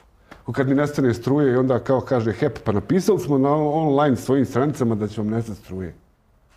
Ti ne gledaš HEP-ove obavijesti? Ne gledam, sorry. Posebno ne gledam online stranice kad nemam struje. To je Z kad... Da, molim te, pusti džingl. Znaš šta je najgore od svega? Vjerojatno ne ostane do kraja mise za župne obavijesti. Da. A ko se oženio, ko se to te boli. Sve. Ko je platio misu, ko nije. Lako je tako. Evo nas natrag nakon džingla. Dakle, po starom običaju imamo sada i na kraju obračune i razračunavanja pojedinih novinara ovdje u podcastu sa obožavateljima. Čemu to vrijeđanje? Koji? Novinar. Podcasteri. Podcasteri. YouTuber. Ne, mediji ste. Dakle, komentari korisnika, šta, ko te sad uvrijedi? Nije niko. Jes ti, znači nije niko. Nije, hvala vam. Niko ne vrijeđa Hansena, odmah sam dobar. Onda može. Mislim, bilo je zahtjeva za nekim temama. Znao sam dobio na Instagram jednu poruku. Hrvoje Barišić, čini mi se. Napisano je to. Da, jeste. Pogodio sam. Da pričamo o Borussia Dortmund i njihovoj sad lošoj formi, ali mislim o njima smo nedavno pričali kad je Lucien Favre otišao iz kluba, tako da nema neke potrebe, jer se nije toliko puno toga promijenilo, nema neke potrebe ponovno pričati o njima. Najava kupovine Haalanda možda može biti onda... Ko je to najavio? Ma ne znam, gledaj, ja sjećam se naslova po medijima, upravo zato sam htio reći, ali to je ono priča kao možda dolazi velikan po njega. Koji velikan otvoriš New York Kozmos? Dobro, čisto hoću reći, tu nema nekakvih sad ono... To će se najavljati svaki put kad nešto malo stane, najavit će da... Prijelazni rok je gotovo, osim ga Dinamo neće dovesti. Ili Osijek. Koga? Holanda. Jednako ima Buraza nekog mlađeg. Da. Hazarda i njega i ove sve. Da, bilo je još jedna koju sam screenshotao jer bilo par ovih pitanja. I bilo ovako, znači pozdrav, valjalo bi da napravite ili podcast ili teme na BiH Premier Liga. Saša Ibron, na primjer, kao gost ili izvor informacija sa podcast Offside, što je dosta ok prijedlog. To je jako ok. Da. Sensible transfer sa HNL klubove za ovaj transfer rok ili za ljeto. To je... Mi znamo kako HNL klubovi rade transferi. S nekima smo i radili. Ljudi, sensible transfers u HNL-u nema smisla jer ljude koje možeš dovesti i koje trebaš dovesti, niko od nas ne zna. Da. Ti si osuđen na dovođenje nepoznatih ljudi. Mi možemo raditi tipa Osijek mora dovesti desnog beka ili lijevog beka i onda sad mi možemo dovesti nekog, odnosno spomenuti nekoga za kojeg niko od njih nije čuo. Koje to smisla ima? Da. Tako da... I mislim, najlakše ti je reći tipa evo za Dinamo što je napravio. Kažeš, ok, Dinamo pokupi toga iz HNL-a i to ti da. Ok, ali u Dinamu se znalo da Dinamo dovodi Špekića 6 mjeseci prije što ga je dalo. I Čabraju se znalo jako puno. I Špekića, tako isto kao što se znalo da će dovesti Kastratija, pa da sad radim sensible transfer sad iz ove... Da. Aliju iz Lokomotive da radimo to, ne, ili Papadopoulos. Sensible transfer je... Mislim, to je serijal Tifo fudbala u kojem oni najvećim klubovima daju prijedloge koje bi jeftine igrače mogli dovesti. Ali to ti je na razini da jednom Arsenalu oni kažu Darka Nejašmića dovedite. I sad zamisliš šta bi to bilo za HNL. To su igrači koje nemaš pojma. Jer kužiš, na kraju krajeva Čabraja on nije definicija sensible transfera. Ti si ga platio ozbiljne novce, tako da. Čekaj, besplatno to radiš? Šta besplatno radi? Besplatno govoriš klubovima koji igrači... YouTube kanal. To YouTube kanal. Oni su sad praktički s Atletikom prsti. Znači ja sam nogometni klub, veliki koji traži igrače i postoje budale koji snimaju na YouTube-u i rade posao za koji bi ja morao platiti tamo neke skaute. Plaćeni su ti skauti onako tako. Genijalna ideja, dečki. Tačno. Dobro. Neki format za Tomislavom Globanom jednom mjesečno, na primjer, ili on kao podcaster ili slično. Tomislav Globan ima svoj posao. Tomislav Globan je profesor na ekonomskom fakultetu i bezbroj... nije Lezi Lebović ko mi. I bezbroj drugih stvari, tako da to, mislim, čovjek jednostavno ima svoj život. Vrlo rado ćemo ga ugostiti. Vrlo rado viđen gost. Vrlo rado viđen gost, stvarno, ali da, malo... Znam da kod nas školstvo baš nije na nekakvoj cijeni, ali čovjek je profesor na fakultetu, to je... Biće. Ima njih koji stvarno rade taj posao. Da. I četvrti prijedlog Manchester United, što je okej. Šta okej? Biće, nego šta da će biti. Ne znam zašto to uopće čitao. Da, morat ćemo preskočiti Premier ligu sada, ali da, vratimo se. Da, stvarno smo zakiselili smo tu Premier ligu. Da. Ne znam je li još išta bilo, šta ima tamo. Još sam napisao tamo da je u papiru koji si ti vjerojatno bacio, piše možda i nekakav... Nisam bacio. Možda nekakav specijal Australian Open kao teniski podcast, ali o tom potom. Vidjeti ćemo. Bojim se da to najviše ovisi kod naše publike oko toga kako naši prođu. Pa onda ako naši prođu, onda treba... Nije to baš tako. Nije baš da ako Ćorić dođe do kraja da se podigne razina praćenja toga. A misliš da se neće postaviti pitanje zašto HRT nije otkupio? To je klasika. Zašto HRT nije otkupio Australian Open ako ovaj bude igrati četvrtfinale? Inače za Australian Open nismo ništa rekli o ženskom ždrijebu iz čistog razloga što niko od nas nema pojma ništa o tom. Ja nemam problema. Tako da. Pa da, mislim, možda grubo zvuči, ali je nekako najpoštenije za reći, jel? Da. Jednostavno ne pratimo. I to je to. Ne znam koliko ima rent još do kraja. Ne. Pečar je nešto spomenuo da trebamo napomenuti. To je. Da počinje prvenstvo u biatlonu. Kakvo prvenstvo? Svjetsko. Svjetsko. Jedino koje postoji. Svjetsko. To je mjera stvari. Dobro. Biatlon je najbolji sport za opuštanje u povijesti, tako da... Za? Opuštanje. Čega? Sebe ili se. Sjedneš na kauč, digneš noge. Obavezno digneš noge. Važno je tebi, ja ne znam, cirkulacija nešto. Sam daj noge dići. Sam da je duša moj noge dići. Dakle, učinite si uslugu i gledajte biatlon od početka kad počne. To je rijetko uzbudljiv sport. Nemoj se smijati, šta si nije sprt korda. Dobro, samo vi. Ti gledaš tenis. Biatlon. Čovjek trči 10 km. Heart rate 185. Dođe, skine i mora gađati tamo. Pa ne govorim ja o divljenju tim ljudima. Znaš koja je najbolja priča? To je razdoblje prije Jakova Faka. Dakle, Norveška federacija, baš za biatlon, Repka i treneri, to za pripreme, nude Hrvatskoj da na Gorskom kotaru naprave 3 ili 4 kuće bio nekakve, koje se uklapaju u prostor, koje ne zagađuju, koje su samo postaje od kud oni u krug treniraju, jer Gorski kotar na malom terenu ima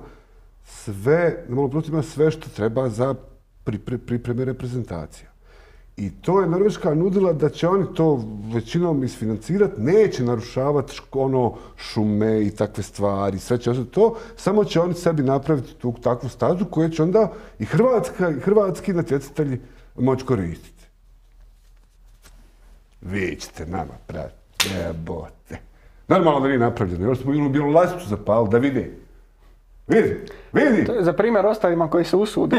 Onda kad Fak ode u Sloveniju, onda idi šupka, izdajnika Prije par godina je bila neki Norvežani su bili preko ljeta doli u Dalmaciji, onda su se vozali na tim skijama sa točkićima.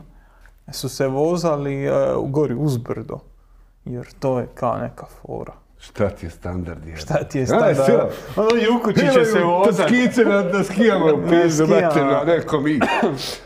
I to ih je bilo hrpa, znači 30 ljudi s tim i onda ih sad ti moraš prolaziti s autom. Neukusno, brać, neukusno. Da, stvarno, čudo. Čudo šta ljudi rade. Hodaju još okolo po drugim državama. Elem, da zahvalimo, da uputimo onda poziv da se komentiraju, predlažu teme, kao što vidite. Lili je bio jedna od tema. Lili je bio jedna od tema, dakle, evo, i biatlon. Biće. Halo, biatlon. Malo li je? Da Pečar opet zovnemo u goste pa mu ne daš do riječi. Kad umre neki kako se zvao onaj biatlonac najveći ikad? Einar Björndalen. Björndalen, buraz moj. Ne može zabavati s Björndalen. Ako umre, radimo misiju ko Maradona. Kako će umre, čovjek je mlađi od mene, di će umre? Pa gledaj kako da ti kažem. Ajde. Ništa, neka vas, mi se vidimo ponovo, ako Bog da, idući ponedjeljak, predlažite teme, bavimo se sportom, jer sport se bavi i nama. Je li tako? Tako je. Apsolutno. Ćao. Pozdrav.